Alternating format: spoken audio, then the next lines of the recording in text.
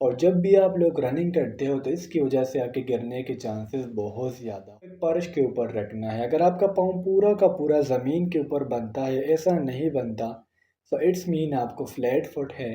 और flat foot के लिए फ़र्स्ट ऑफ़ ऑल वो तो आप लोगों को रेफ़र करते हैं। रेफ़र करने के बाद अगर डॉक्टर वहाँ पर देखे इश्यू ज़्यादा हो तो इससे आपको अनफिट किया जा सकता है। अस्सलाम वालेकुम। आज की इस वीडियो में मैं आप लोगों के साथ पाकिस्तान नेवी के फाइनल मेडिकल को तफसील के साथ डिस्कस करूंगा। नो मैटर आपने किसी भी ब्रांच में अप्लाई किया है, चाहे वो एज ए सेलर हो या फिर पीएन कैडेट्स में, ऑलमोस्ट सबका जो फाइनल मेडिकल होता है वो सेम होता है।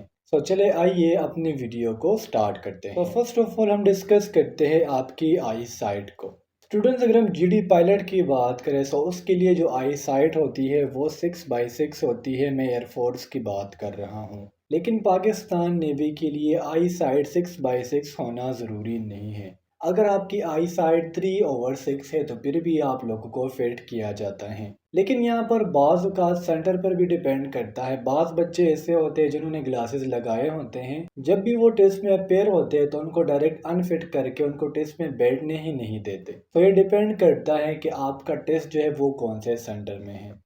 लेकिन मैंने जिस तरह शुरू में कहा, आई साइट नेवी के लिए इतना ज़रूरी नहीं है और ये इनिशियल मेडिकल का भी हिस्सा है। जब आप लोगों की इंटरव्यू हो रही होती है तो उससे पहले भी बाज़ औक़ात आपकी आई साइट चेक कर ली जाती है। लेकिन आई साइट फाइनल मेडिकल का भी हिस्सा है और इससे आपको अनफिट किया जा सकता है। नेक्स्ट आ जाती है आप लोगों की हाइट।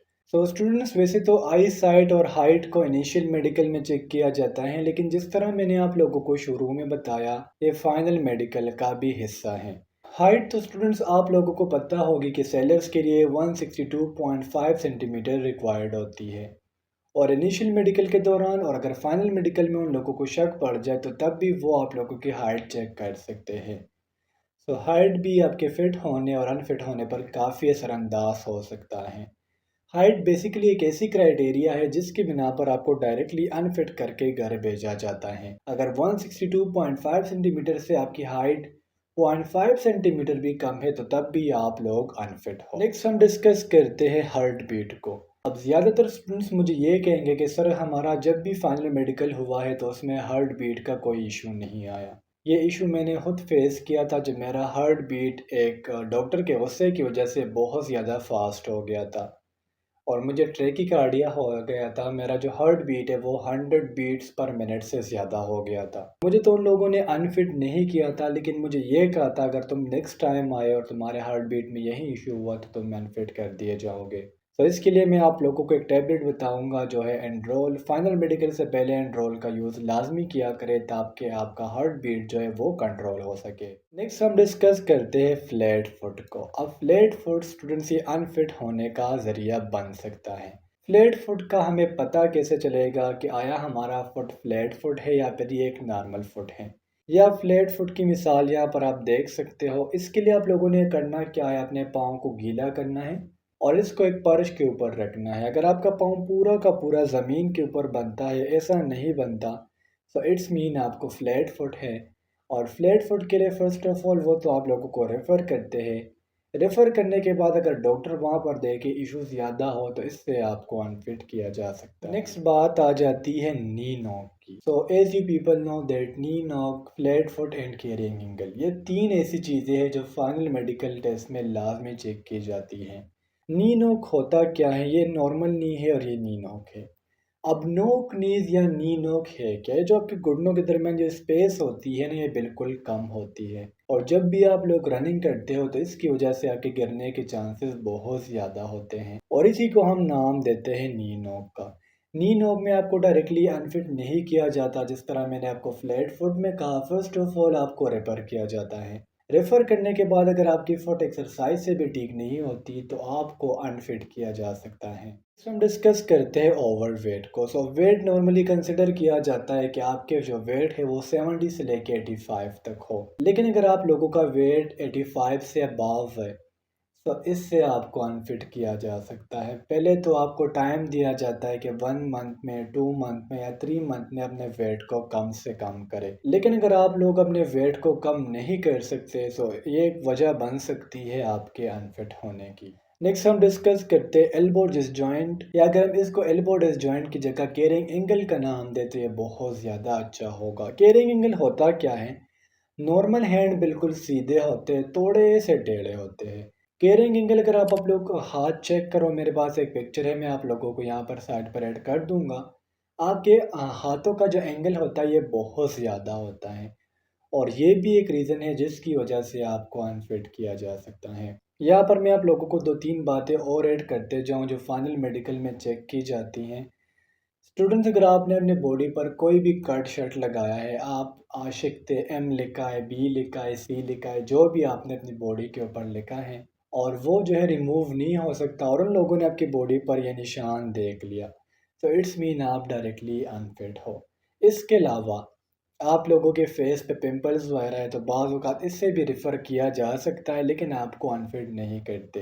अगर आपके दांतों के दरमियान स्पेस ज़्यादा है तो इससे भी आपको रेफ़र करके आपके दांतों की पहले जो है वो सेटिंग की जाती है, फिर आपको फिट किया जाता है। नेक्स्ट हम डिस्कस करते हैं एयर वैक्स को। So air wax is not a major issue, it is a minor issue. ये एक माइनर इशू है जिसमें आपके कानों का गन चेक किया जाता है। इससे भी बेसिकली ये रेफ़र करते हैं, लेकिन आपको अनफिट नहीं करते। 9 नंबर पर आ जाती है चेस्ट डिफ़ॉर्मेलिटीज़ या chest problems.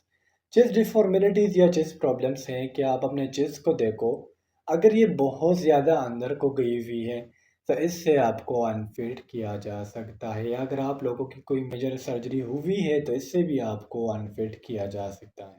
The last one is DNS. DNS mean deviated no symptoms, और फाइनल मेडिकल में इसी की वजह से मुझे रेफ़र किया गया था। डीएनएस से आपको अनफिट नहीं किया जाता, लेकिन इससे सिर्फ ये होता है कि आपके नाक के ऑपरेशन करके आपके नाक को ठीक किया जाता है और फिर आपको फिट का सर्टिफिकेट दिया जाता है। 11 नंबर पर जो आता है वो है आपके रिप्रोडक्टिव पार्ट्स की चेकिंग करना, यानी आपके buttock as well as your penis. इन दोनों की चेकिंग की जाती है। इन दोनों में कोई भी इशू है, आपको बवासीर है या पेनिस का आप लोगों को कोई इशू है या आपकी कोई सर्जरी हुई है, तो इसमें नो कंप्रोमाइज़ आपको डायरेक्टली अनफिट किया जाता है।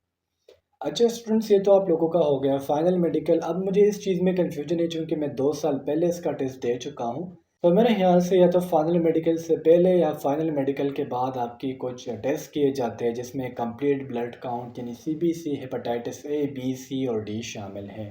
अगर इसमें भी आपके कोई इशू हो तो इससे भी आपको अनफिट करते हैं। जिस तरह मेरे रेड ब्लड सेल्स मेरे बहुत ज़्यादा थे, तो मुझे तो टाइम दिया गया था कि मतलब ये जो इशू है इसको ख़त्म करो, खाना अपना ठीक करो। इसके अलावा सीबीसी में जो मेन फैक्टर है वो है हेमोग्लोबिन। हेमोग्लोबिन की वजह से आपको अनफिट किया जा सकता है। सो स्टूडेंट्स, ये था नेवी का फाइनल मेडिकल। उम्मीद करता हूँ आपको फाइनल मेडिकल की समझ आ गई होंगी। अगर आप लोगों को कोई मसला हो आपके फाइनल मेडिकल से रिलेटेड तो बिल्कुल आप लोग मुझसे रब्ता कर सकते हो। लेकिन देखिए स्टूडेंट्स, रब्ता करने का तरीका ये नहीं होता कि आप मुझे ए कहो या मुझे डायरेक्टली कहो कि सर मुझे ये मसला है। ये बहुत ज़्यादा बुरा लगता है। बाज़ औक़ात मुझे मैसेज आ जाते हैं कि ए अस्सलाम वालेकुम भी एक बंदा पूरा नहीं लिख सकता, तो वो मेरे से रिप्लाई का क्या तवक्को रखेगा। मैं रिप्लाई हर किसी को देता हूँ। आज तक एक भी स्टूडेंट्स ऐसा नहीं है जिसको मैंने रिप्लाई नहीं दिया। लेकिन इंसान में इतनी तमीज़ होनी चाहिए कि हाय हेलो की जगह अगर वो अस्सलाम वालेकुम कह दे तो ये बहुत ज़्यादा फॉर्मल लगता है, और दूसरे इंसान का दिल भी करता है कि उसे रिप्लाई करे। सो फर्स्ट ऑफ ऑल आप लोग थोड़े रूल्स सीख लो कि अगर किसी को मैसेज करना हो तो पहले बंदा सलाम कह दे, फिर उसके बाद क्वेश्चन करे कि सर मुझे ये मसला है, क्या आप मेरी हेल्प कर सकते हैं? तो इंशाल्लाह मैं आपकी हेल्प ज़रूर करूँगा। इंशाल्लाह अगले वीडियो में मिलते हैं। अल्लाह हाफ़िज़।